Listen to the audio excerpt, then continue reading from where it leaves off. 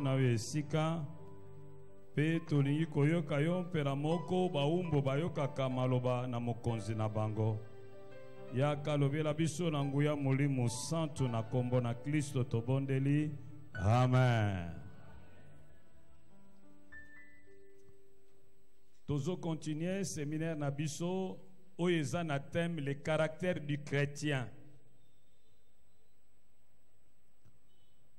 Tozomona na ville oyo ya Kisasa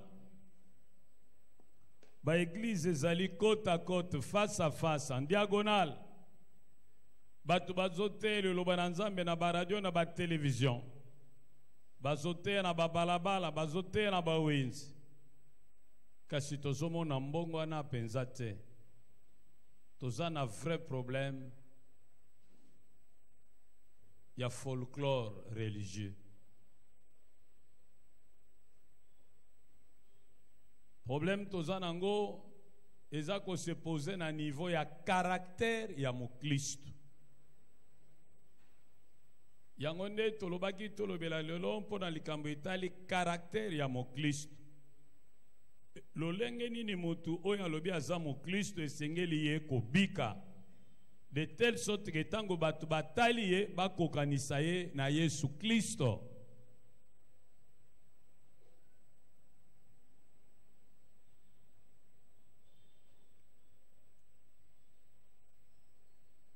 Tolobaki ete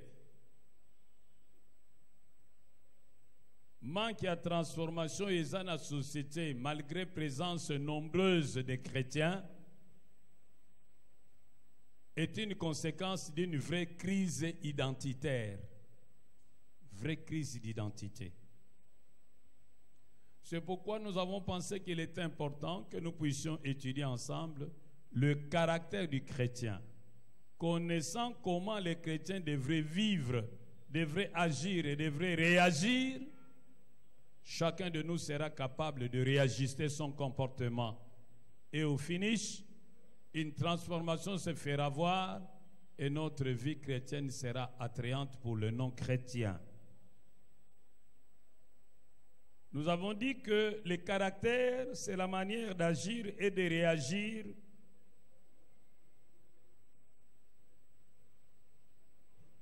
habituellement d'un chrétien. Donc chaque jour, souvent, un chrétien devrait agir et devrait réagir d'une certaine manière. Le caractère est façonné par les principes, par les valeurs qui gouvernent la personne et par nos choix. Car devant les défis de la vie, tout homme est appelé à faire un choix. Et de ce choix, l'homme va passer aux actes. L'ensemble de ces actes répétés vont constituer les habitudes. Et l'ensemble des habitudes forment les caractères. Awa nazako zonge la définition yoto ekolaki. Ni nango otozobenga caractère. Caractère eza lolenge ya mutu oyo amesana na yango ko agir to ko réagir soki azali boso na situation moko boye nde tolobi ete caractère c'est ce qui est remarquable chez l'homme de façon permanente dans sa manière d'agir et de réagir. Caractère eza eloko yo ezobeta misuna batu. Tango ezali bango kotala mutu, tango ezali ye kobika mokolo na mokolo. Makambo yemona naka mingi na bomo inaye oyo ezali remarquable. Yango ne bakoloba caractère ya mutu wana. Le caractère est très important.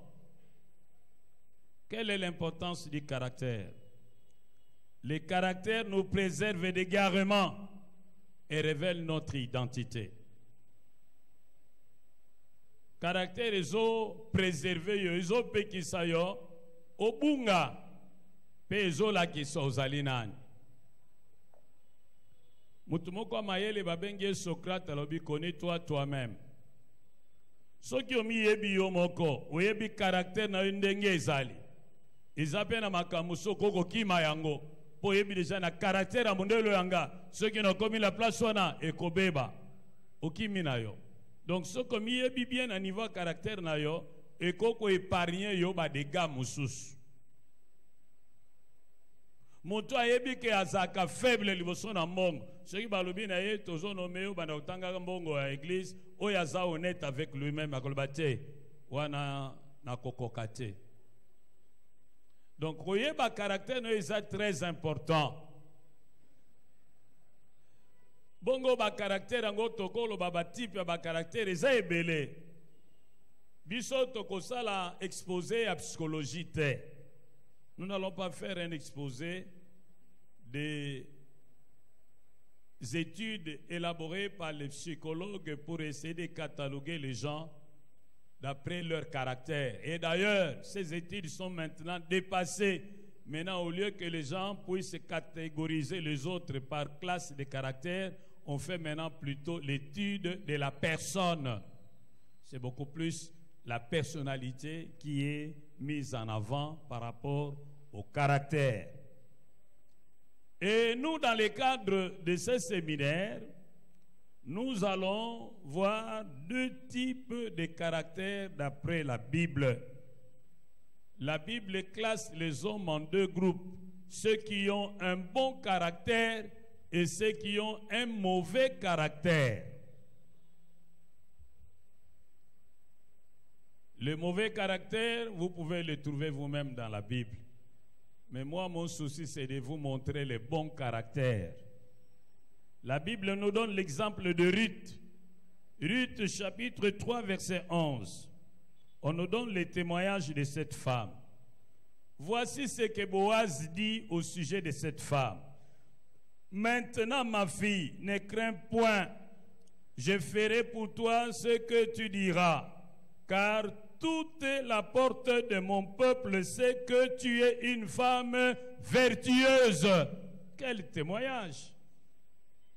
Ruth était connue comme une femme vertueuse, une femme ayant un bon caractère.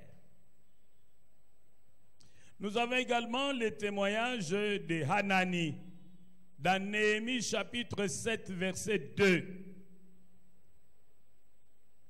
J'ai donné mes ordres à Hanani mon frère et à Hanania, chef de la citadelle de Jérusalem, homme supérieur au grand nombre par sa fidélité et par sa crainte de Dieu. Hanani, Néhémie 7 verset 2. Il était connu de tous qu'il était un homme fidèle, craignant Dieu. Voilà les témoignages qu'on avait de lui. Il avait un bon caractère. Lorsque nous lisons au sujet de Job, dans Job chapitre 1 verset 8, voici les témoignages que Dieu rend de Job. L'Éternel dit à Satan, « As-tu remarqué mon serviteur Job? Il n'y a personne comme lui sur la terre. C'est un homme intègre, droit, craignant Dieu et se détournant du mal. » Et au chapitre 2, verset 3, il est dit que Job demeura ferme dans son intégrité. Voilà quelqu'un qui avait un bon caractère. Et il a les témoignages de Dieu. Ce que les hommes disent de toi peut être vrai, mais ce que Dieu dit de toi est toujours vrai. Et Dieu dit au sujet de Job que c'est un homme intègre, c'est un homme craignant Dieu, c'est un homme droit. Quel beau caractère! Lorsque nous lisons dans Nombre 12, verset 13, on nous donne un témoignage de Moïse. Moïse était un homme fort patient. Moïse était un homme fort patient. Dieu donne encore un témoignage au sujet de 3 hommes.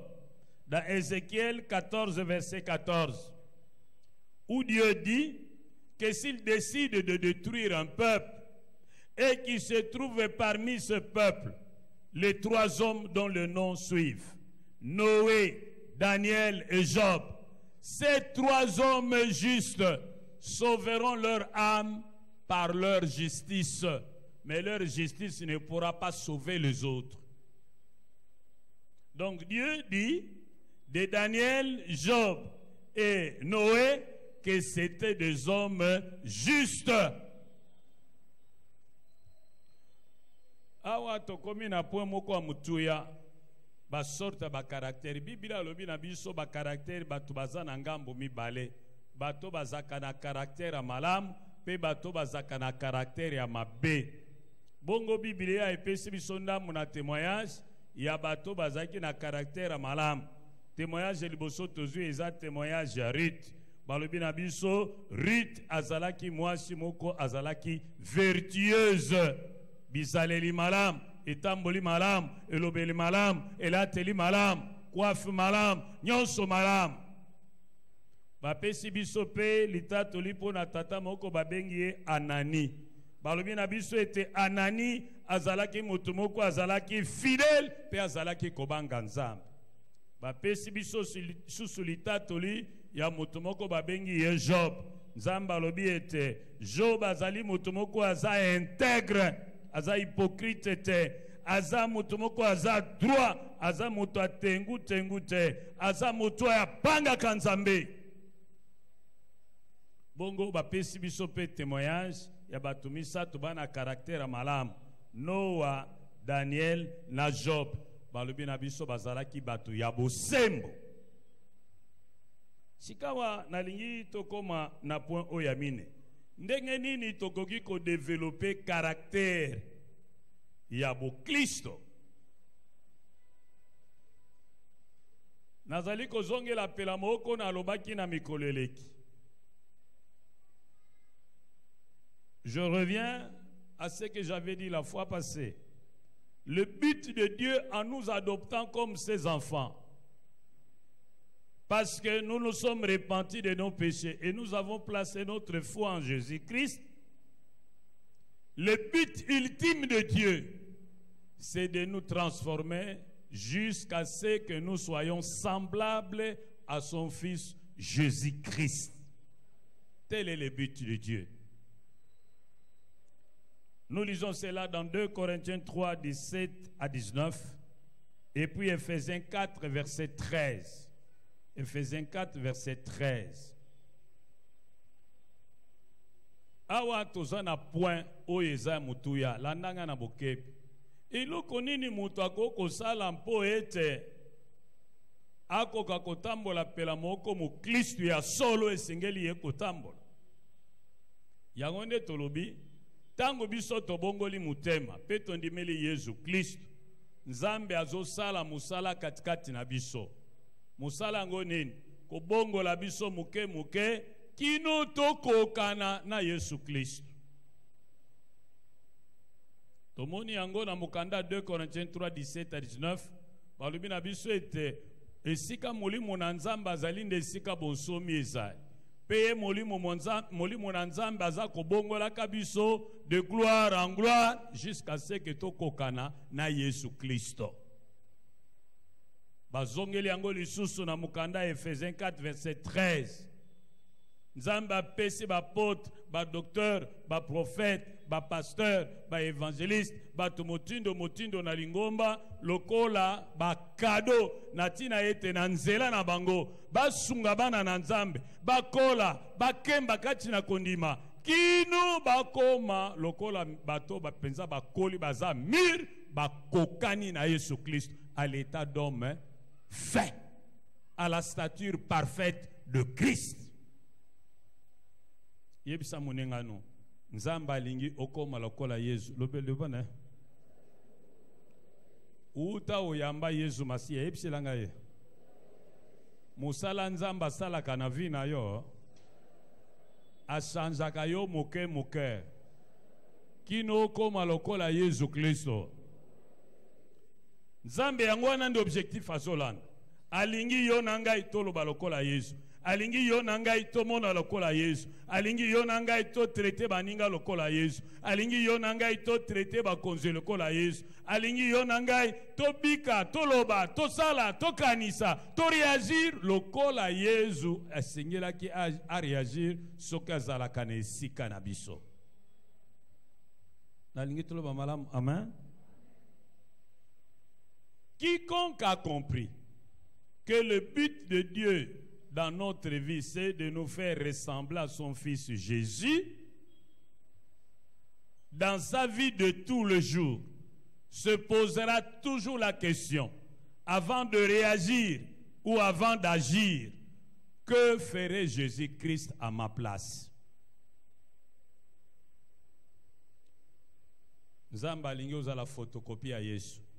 Pe asalaka nyonso po bokokana na Yesu. Alors, lokola oyebi yango, esengeli yo mokolo na mokolo, avant osala likambo, o mituna, soki Yesu azalaka na esika na ngai, alingaki asala nini? Soki Yesu azalaka na esika na ngai, alingaki a réagir ndenge nini? Yango nde apôtre Paul alobi na 1 Corinthiens 10, 31. 1 Corinthiens 10, 31. Soit que vous mangez, soit que vous buviez, soit que vous fassiez quelque autre chose que ce soit, faites tout pour la gloire de Dieu. Mwana na Nzambe ya solo. Susi na ye ezalaka kana nyonso azosala, Nzambe azwa lokumu. Bongo avant asala likambo amitunaka mutuna se moko. Soki Yesu azalaka na esika na ngai, alingaka asala nini? Yesu akufaki na esika na yo, po yo vivre na esika na ye. Oh, nalingi toloba malamu, amen. Jésus est mort à ta place pour que tu vives à sa place. Cela étant, tu n'as plus le droit de faire ce que bon te semble. Mais avant de faire quoi que ce soit, pose-toi la question, si c'était Jésus-Christ à ma place, que ferait-il? Si c'était Jésus-Christ à ma place, comment réagirait-il? Si c'était Jésus-Christ à ma place, que dirait-il? Si c'était Jésus-Christ à ma place, regarderait-il à cette histoire? Si c'était Jésus-Christ à ma place, donnerait-il son oreille à ce que ces gens disent?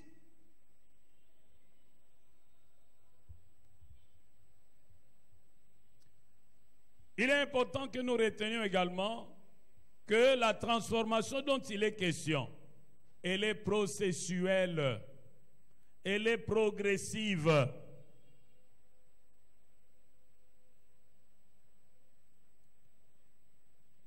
Mbongwana oyo tozoloba Nzambe azosala na bomoi na yo pe bomoi na ngai, eza mbongwana ya mbalakata te. Kasi eza mbongwana ezoya muke.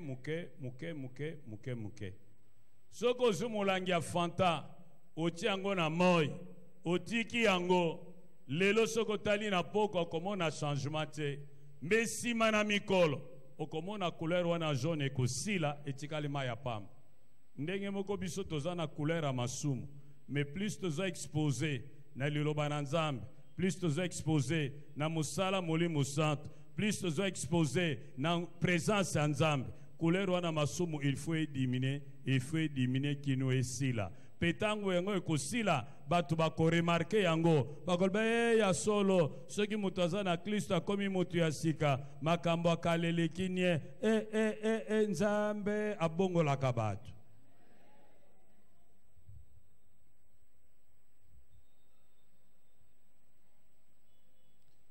Na lobi, eza processus, eza dynamique.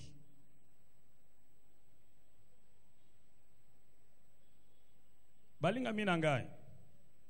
Mpo ete, mbongwana wane monana na vina yo, tu as une part de responsabilité, Dieu a la sienne.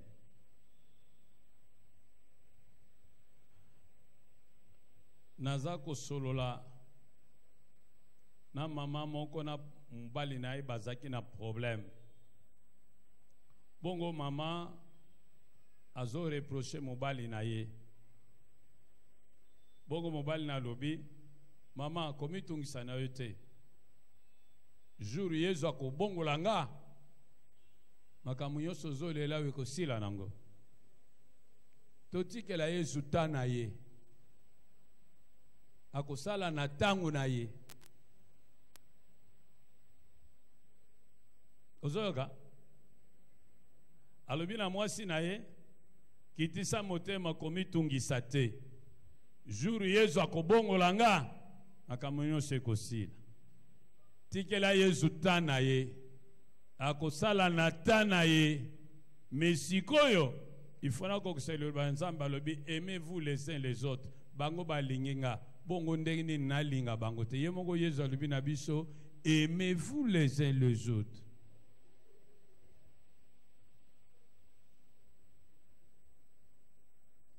Moi ça alobi albitala nga nazoloba na vérité yezu azana vinanga na yamba ye na dîner ya full gospel azana vinanga ayebi yake ndeke presete asalaka un pas malembe mais kala mingi te jour ako changer nga nakotika.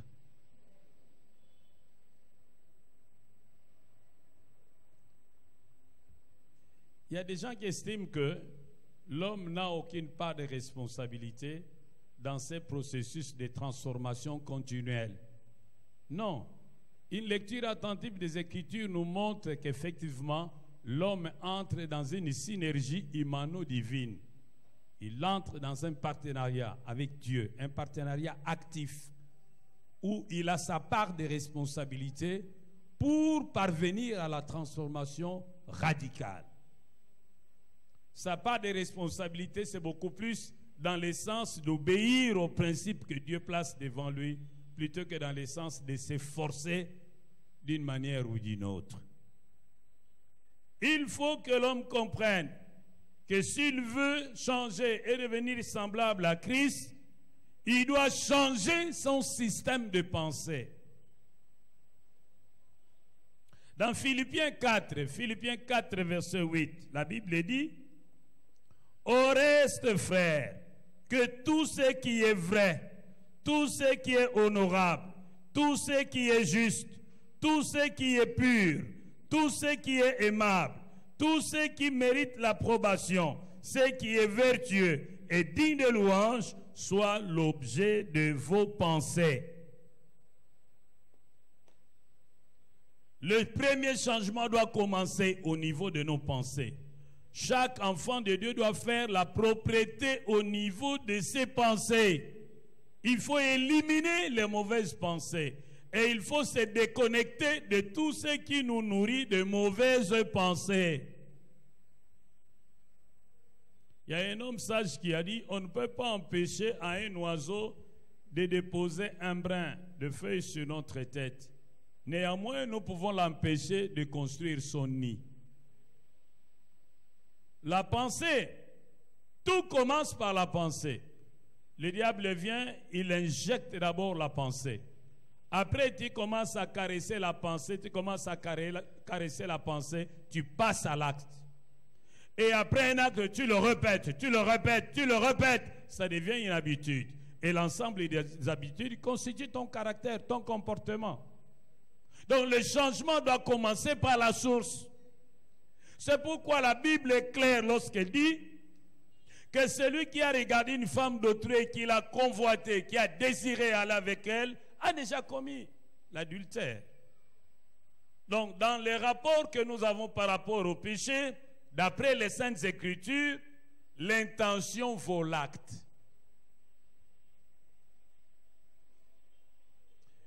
Balinga minangai nanzela na mbongwana kokanisa te ke yo vandi no nyeti nzambe moko abongoli yo lokola parine baguette magique ya bongo te. Yo nanga toza pe na part na biso a responsabilité. Bongo na part na biso a responsabilité balobi na biso ete to bandana no na niveau ya makanisi na biso. Il faut makanisi na biso e bongwana. Tika ete oyo nyonso ezali ya solo. Oyo nyonso ekokopesa lokumu. Oyo nyonso ezali ya semu. Oyo nyonso ezali peto. Oyo nyonso obalingaka. oyo elingamaka, oyo nyonso bato bakokondima yango ke wiye ya malamu, oyo nyonso eza vertueux, oyo nyonso ekokokumisa yawe, yango wana nde esengeli kozala na mitu na biso. Koloba ete makanisi mosusu wana toboma yango. Na Proverbe 16 verset 30, Bible alobi, oyo atafunaka mbebu na ye pe akangaka misu na ye po akanisa makambo ezanga ntina, asi asali yango. Proverbe 16 verset 30, oyo atafunaka mbebu na ye tango nazalaka kangina nomisi kosambela oyo ata oke musika te, Bible alobi osi osali yango. Na yo na oyo asali yango bokokani. Sala keba na makanisi na yo. Tuna muninga na ozokanisa nini? Tuna yo ozokanisa nini? Makanisi nini eyelaka yo mingi. Tunelanga ye. Batu musuko komona avandi nie azoloba te, me makanisi neke musika.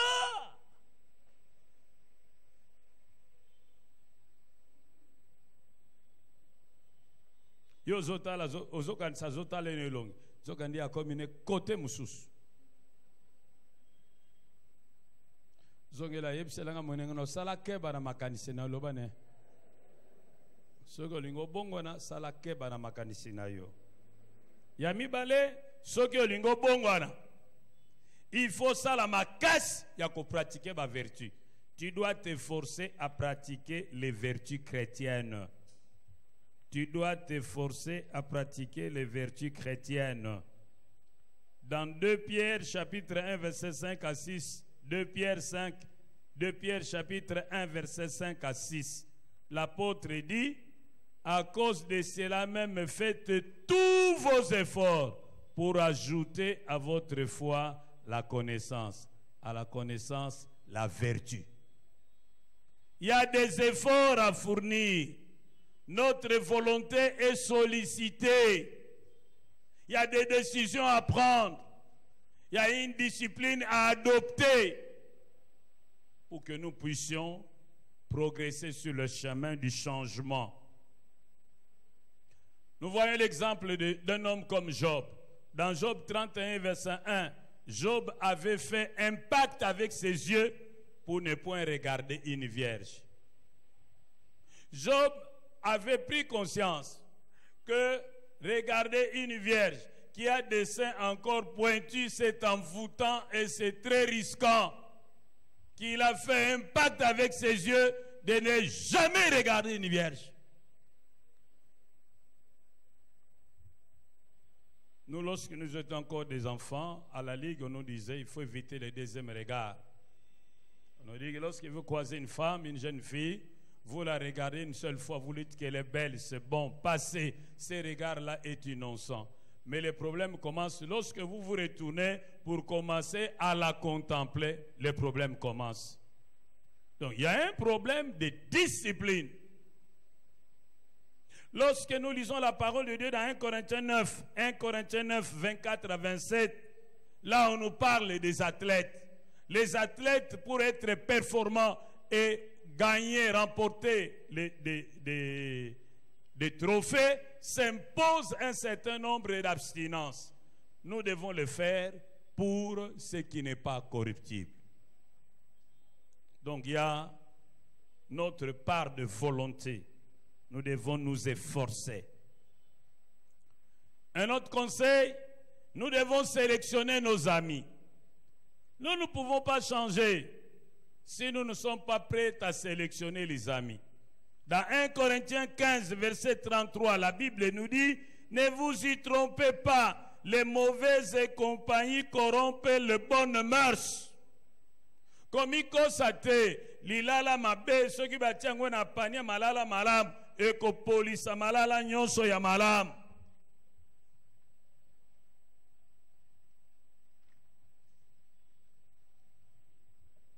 C'est comme qui dirait: yebisanga yo tambola kana nani, nako yebisa yo ozali nani.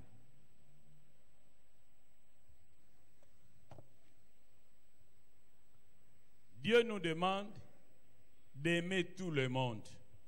Mais Dieu ne nous demande pas d'être amis de tout le monde. Yebisa muningano nzamba lingi olinga batu nyonso yebisa langa ye.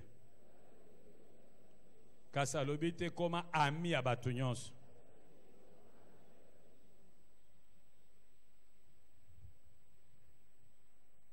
Piège à amitié zakanine. C'est qu'on veut faire plaisir à l'autre. Or, dans Galates 1, verset 10, balobi nabiso, si tu veux faire plaisir à l'homme, tu ne seras plus serviteur de Christ. Balobi nabiso, batumi bale bakoko tambola nzela moko te soki bayo. Bible lobi nabiso pe lumière na ténèbres. Est-ce que baza na relation? Bon, yo po na nini la plupart ba camarades no baza ba païen, ba pire na yo. Probablement zaka no païen.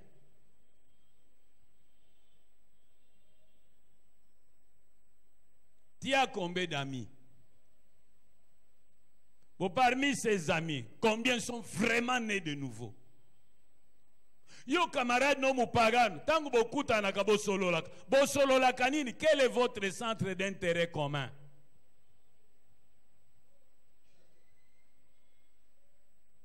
Oyo atambola kana muyibi atandele akoyi? Oyo atambola kana mutamela kabangi atandele akomela ba? Yo tangu musolo ba ngana mela kana nga bangi te, metangu vanda kana tangu azomela bangi na milinga wana omela ngoti. Omona ete mutune koma akilo. Omona ete koma oseka seka. Omela.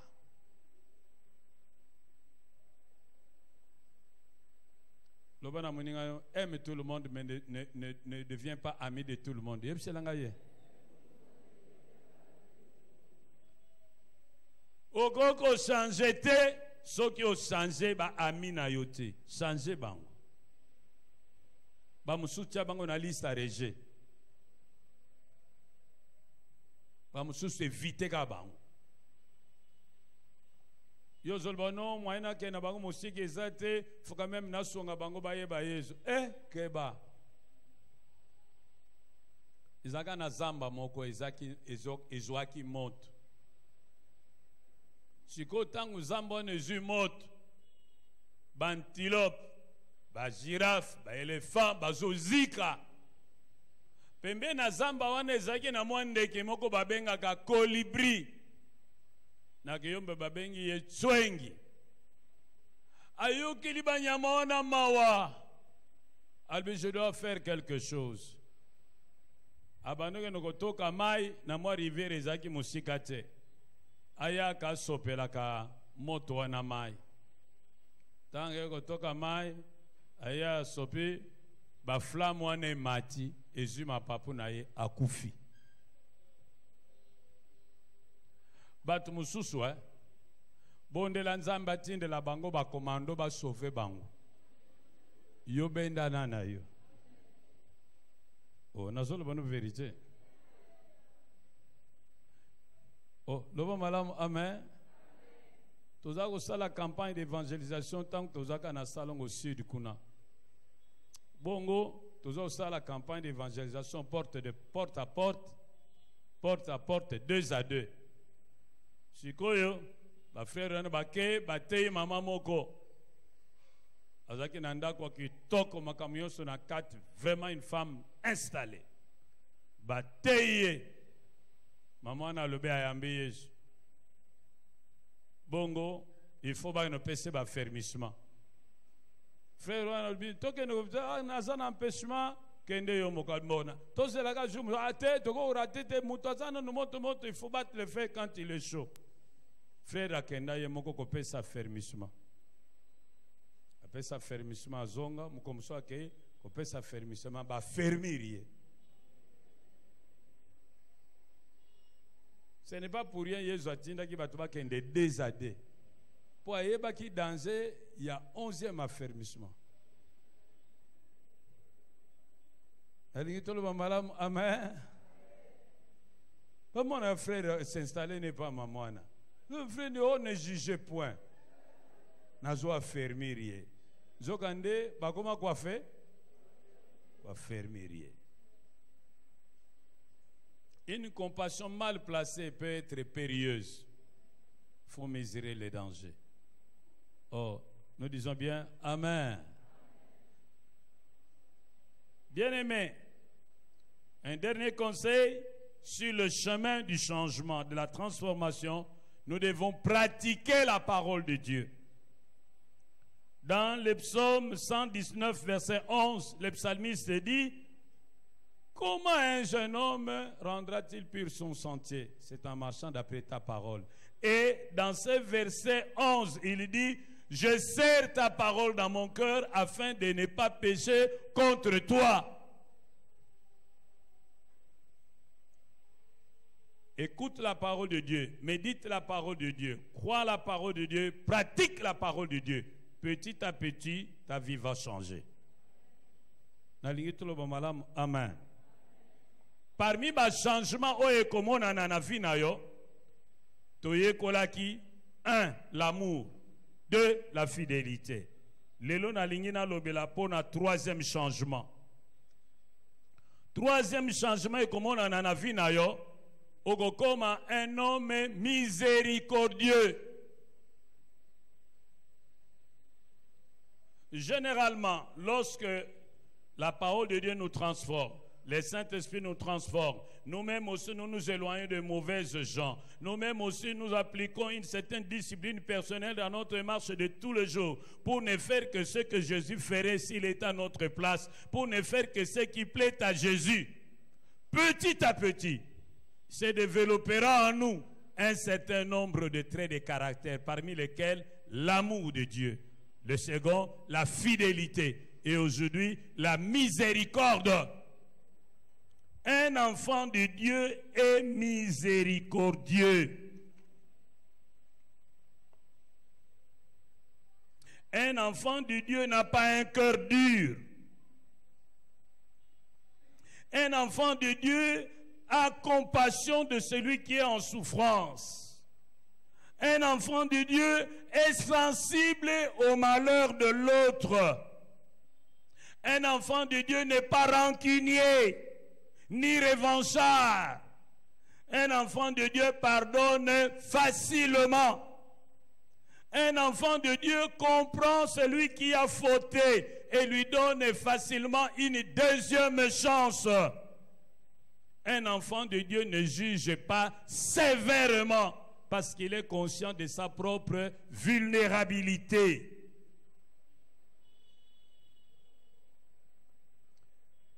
Awa tokomi na troisième trait de caractère ya vie ya mwana nzambe. Lobi tomona ke mwana nzambe azana bolingo. Ya mibale mwana nzambe aza fidèle. Ce ka pese laka kokokisango. A changeaka vite. Lokola ba politicien congolais, les loko yo kaza kote lobi a changé. Baza versatile, baza batumoko toko tiela bango mutema te. Baza inconstant. Il n'y a qu'un seul politicien congolais au Togo Bossanati qui est resté constant jusqu'à la mort. Tu sais que du Ouamou? Ouamou Lumba. Que son âme repose en paix. Na Lumumba quand même, c'était quand même un homme constant. Aboya qui balkanisation. Il y a déjà le balkanisation avant Batunions. Nationaliste. Mais oyo bazolo baza ba nationaliste mais baza na bango ba égoïste parce que bazo signé ba contrat zangatine. Et moi na nzambe faut za la fidèle. Ce ka lobi oui eza oui. Ce ka lobi non eza non. Ata oyeli mbongo ce ka sia loba ki non c'est non.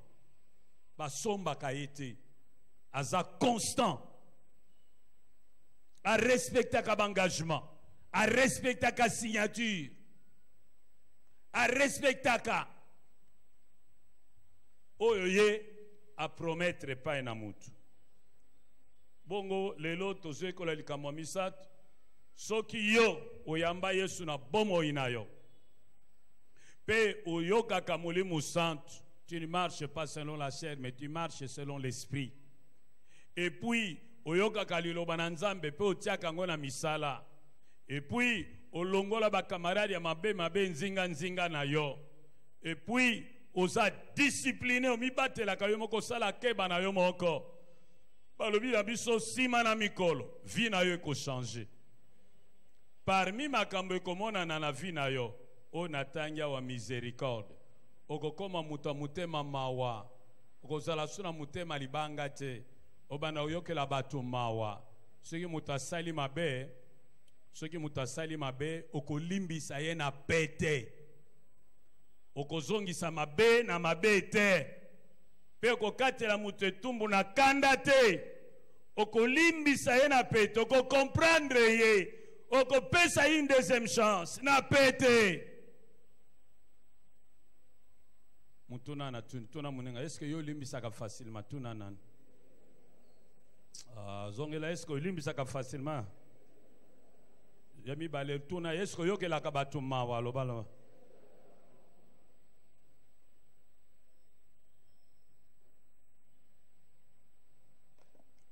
Quatrième caractère.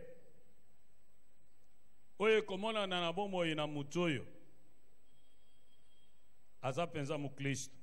Il a un cœur pur. Balobi na biso na Matthieu chapitre 5. Heureux ceux qui ont le cœur pur, car ils verront Dieu. Il a un cœur pur. Eli kolobanin. Na motema ya mutuana akokanisela mutu mabete pe akozala na makanisi mabete. Mutuana azakana ba motivation ya mabete. Mutuyo akokoma détaché na o nyonso babengi mabe. Il ne tolère pas le péché. Il ne cache pas le péché. Il ne minimise pas le péché. Il n'excuse pas le péché. Il ne justifie pas le péché. Il aime tellement Dieu qu'il a le mal en horreur. C'est ce que nous lisons dans le psaume 97, verset 10. Vous qui aimez l'Éternel, haïssez le mal. Ceux qui vraiment, aux âmes Christ, au gogo kanise la mutuma bete.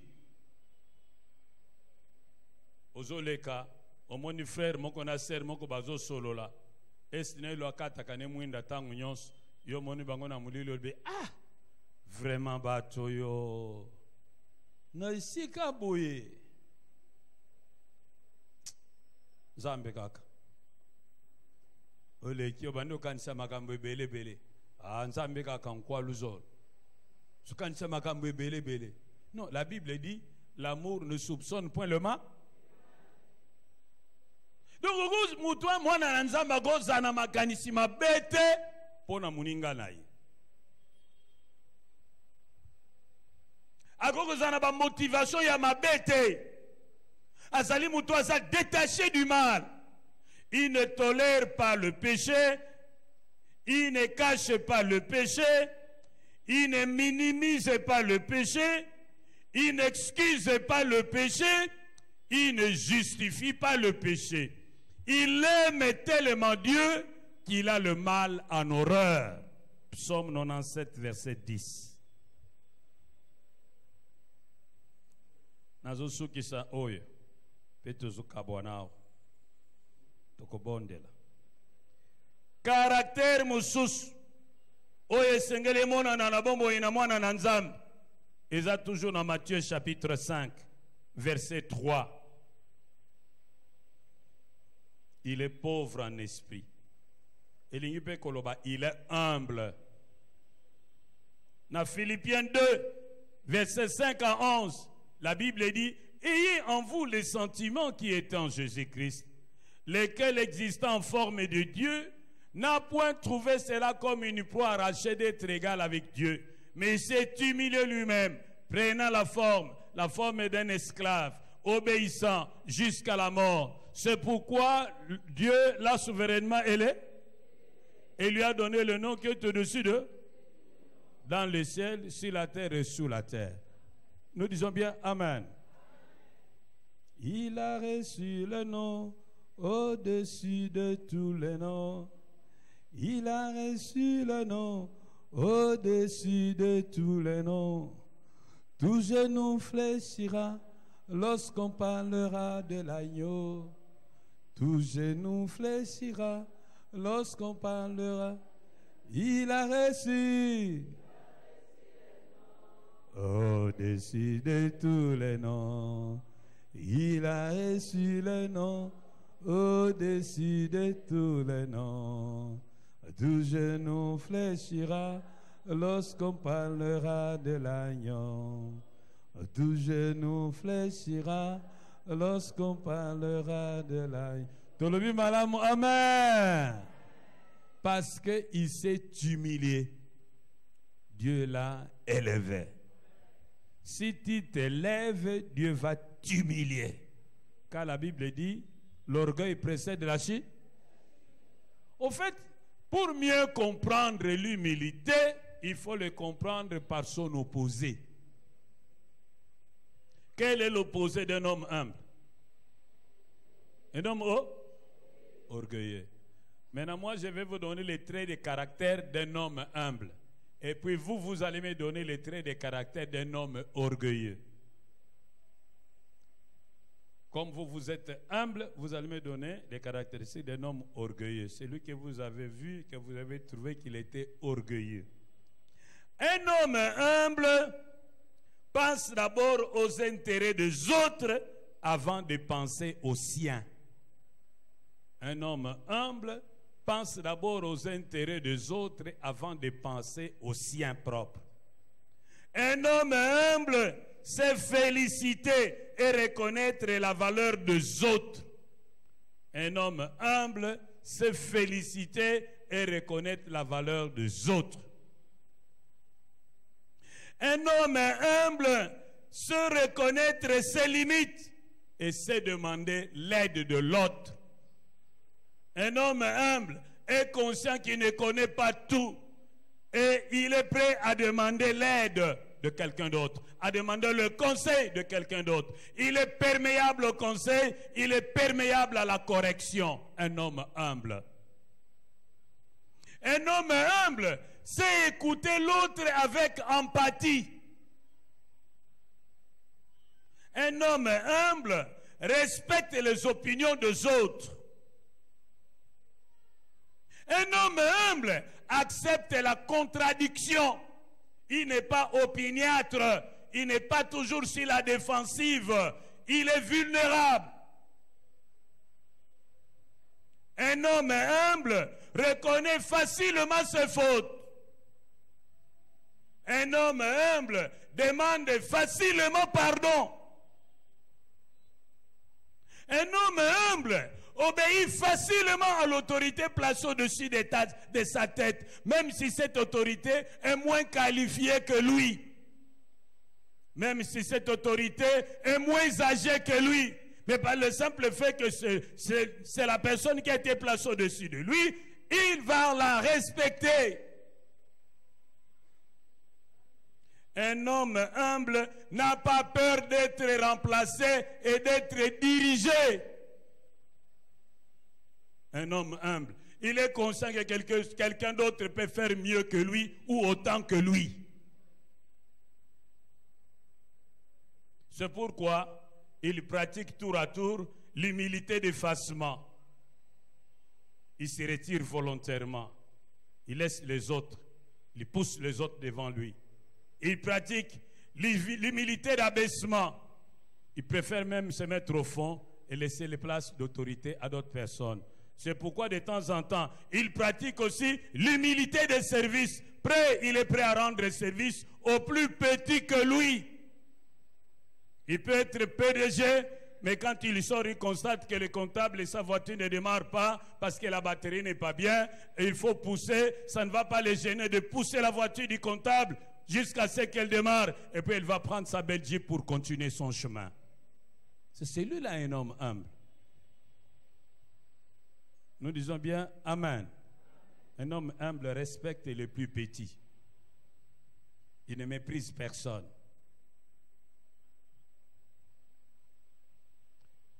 Nalobi, Mwana nzambe ya solo il faut bamona komikitisa katikati na ye. Lokola Yesu balobi na biso pe tozala na ba sentiment lokola oyo ezalaka epai na Yesu Kristo oyo azalaki na bonzambe ya kokoka nzoka nde amonaki yango likambo kowela te mpo bakokana na papa ayebaki ye moko komikitisa kokoma lokola mombo pamba kotosa yawe kino liwa ata liwana ekuruze yango wana nzambe tata atombola ye pe apesa ye kombo eleki bakombo nyonso na ntina ete mabolongo nyonso engumbamela ye uta na lola awa na mabele pe na se na mabele pe ndemo nyonso etatola ete Yesu azali mokonzi. Mikitisa nzamba kotombola yo, mikitisa batu bakotombola yo. Komitombola te nzamba kokitisa yo, komitombola te batu bakomanke yo. So komitomboli mingi, bakoyembele nzembo nege yu franco ayembela kabatu.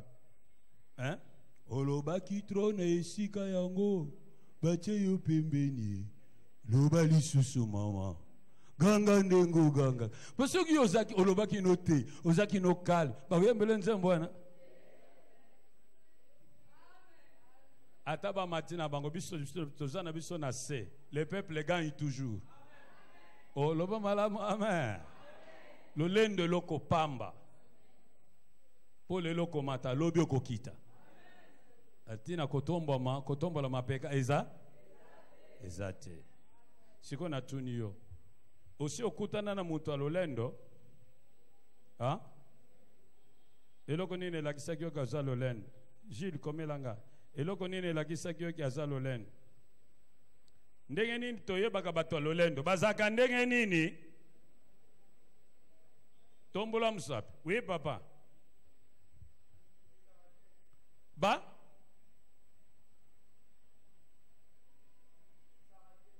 Olobi loko ya gravité po yango to lobia. Loba makamususu.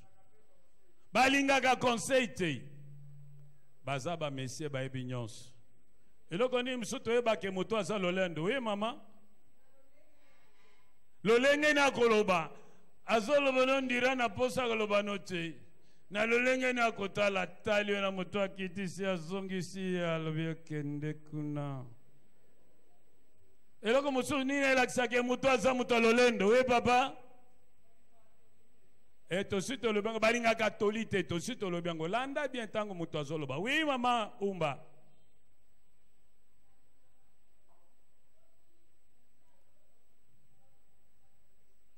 Balinga karotike la batonsuli lobate azo monopoliser le lobaye moko bande bande liti suka. Oui papa. Bango kaka ngai. Mosusu nini? Oui maman. Bazaka toujours na raison. Toujours na raison. Bandi ma contradiction te. Toujours raison. Et là, quand on musuto eba ke mutaza orgueilleux.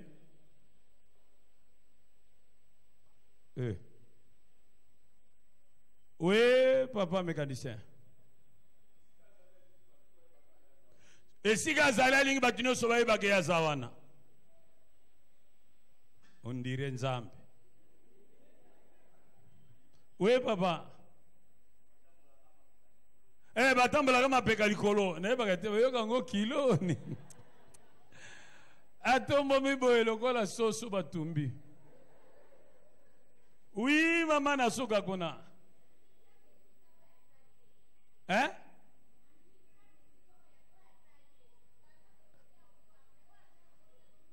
Alingi batu bamona ye meme misoka zana ngo tozo mona mutu azwa lolendo zo mituna avimbi likambuni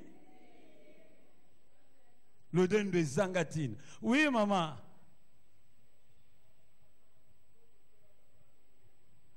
Na yoki te mama. Ba pesa ka batumbo tete. C'est tout ce que ça mukonzi. Bino moteli bonjour chef. C'est qui vraiment pesi papa pour tu ofungola ka porte mbote ne alongoli bukonzi na yo. Kaka babande la kaye. Iloko nini tu elakisake mutu aza lolendo. Oui mama shongo. Mushongo. Longolana no kushwana. Vraiment, bato balati biso nyonso bakushi. Ah, nzamba yokela biso mawa. Oui?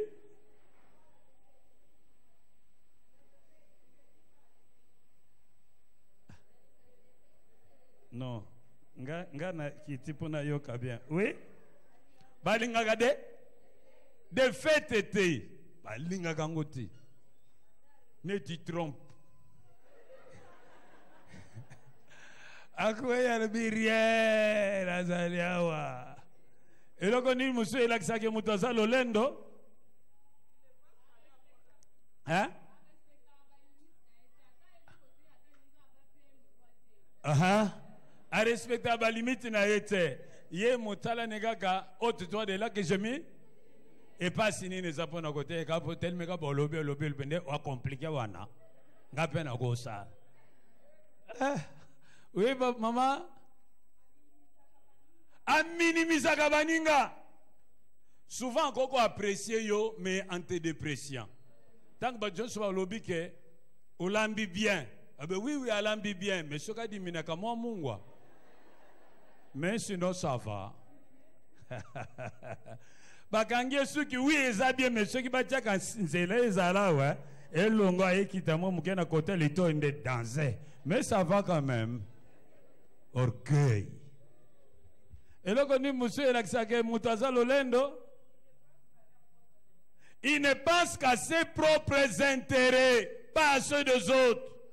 Ce qu'à Mokonze, ce qu'à Zolia, il faut tirer ça ni na sambanga. Même ce qui est raté, on va récupérer en moissani amuke. Sango mutoyaka na sa na za kotia na sambanga, ce qui va zotia communion, assez à longola na sa nyon. Tala yo za chef filia tika pe ba petit ba se retrouve longola moi sani wana na se ambanga eloko ni muso elakisake muto aza orgueilleux oui soka kabele muto eloko alingi mukili mubimba baye omoni lelo passe ala tikitoko hein oui ala tikitoko na sombela ki yango tango nazaki na Turquie.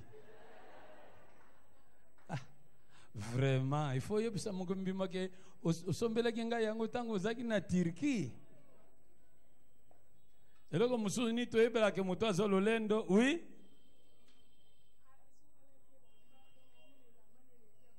Soka la telamba monique elamba na eleki batu nyonso il faut ya na retard na église. Tango zotanga.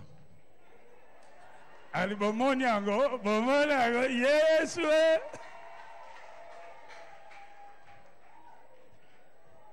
Tant que mosusu yaka na église votre total elamba noa omi fundi yo mogolelo na ligitolo malamu amen mwana na Nzambe esengela zala mutu ya lolendo esengela zala mutu ya komiki tisa mutu ya lolendo ce kazali boso batu musu batanga mingi te ya na université alinga oloba linga la te alobaka français même français ngo etonda mabaku. Et vous savez nous à l'université n'est-ce pas oh bango n'est-ce pas ngo banaka alingo te la français même ceux qui ayebi français te mais te non na lingala. Et Jésus marcha sur les eaux. Il a interprété. Il a dit mi quoi. Zara humble. Ole ki batu nyon sote.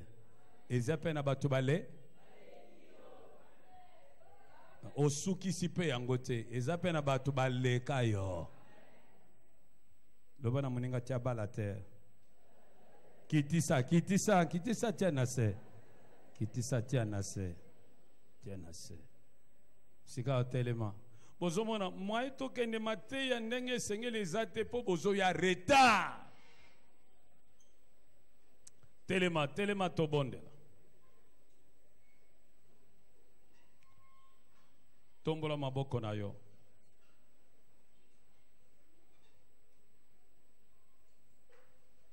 Bondela simananga Yahweh na ye pa na yo yokelanga imawa mbala mingi nakanisaka naza moto akomikitisa kasi tangu moto asalinga mabe ndenge na tombokaka elakisi polele ete naza moto alolendo Yawe yokelanga imawa Yawe yokelanga imawa sunganga itango nyonso koyeba ete na leki batu nyonso te eza pe na bamosusu baleki nga Yawe yokelanga imawa bondela yo moko bondela mpo na lolendo bondela nzambe akangolo na lolendo Yawe sunganga koyeba ete naleki batu nyonso te ezala na boyebi na liloba ezala na koteya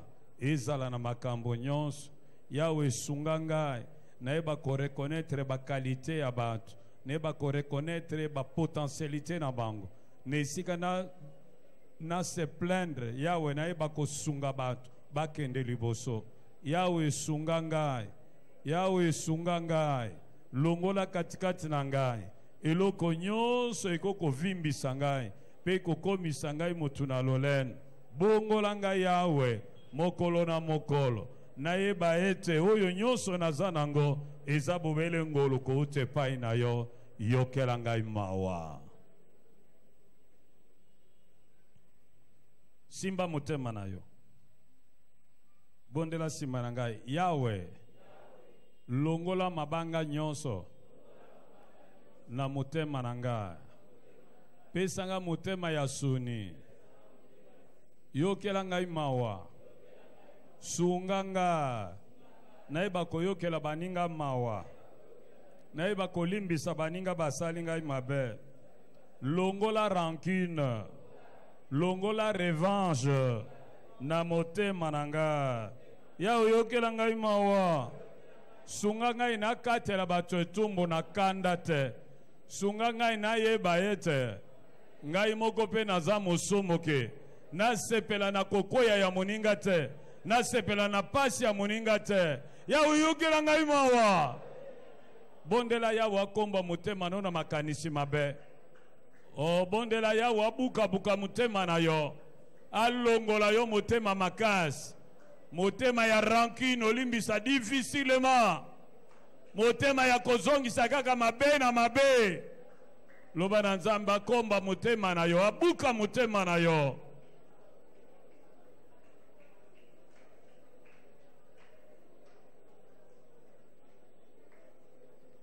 na bele liyonkolo osunga ngai moumbu na yo Mungu na Satan atelemelenga kolo ya kosu na bele liyo Yawe na bele liyonkolo osunga ngai moumbu na yo o Mungu na Satan atelemelenga kolo ya kosu abele yo Yawe abele liyonkolo yosunga mo yo Mungu na Satan atelemelenga kolo ya kosunga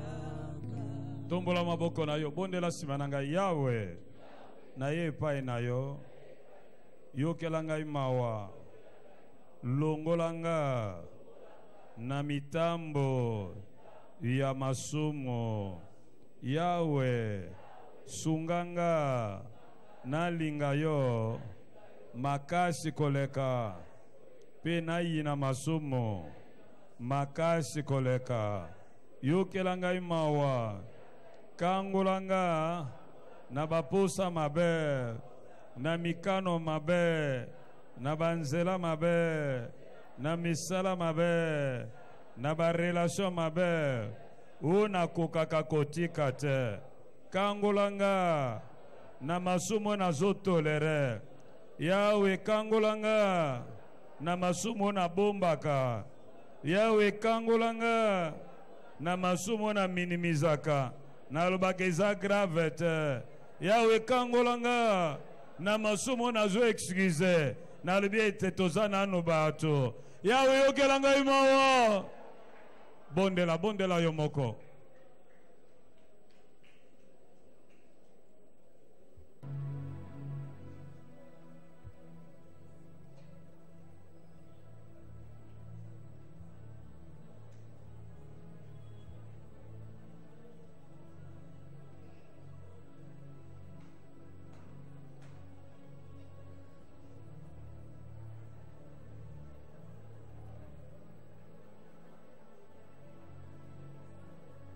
Yahweh sala biso pe tolinga yo koleka nyonso obuka mitema na biso longola mabanga otondisa ngono bolingo pe mawa kuute pai na yo obuka lolendo na biso pe osunga biso koyeba ete toza bato na kombo na Kristo.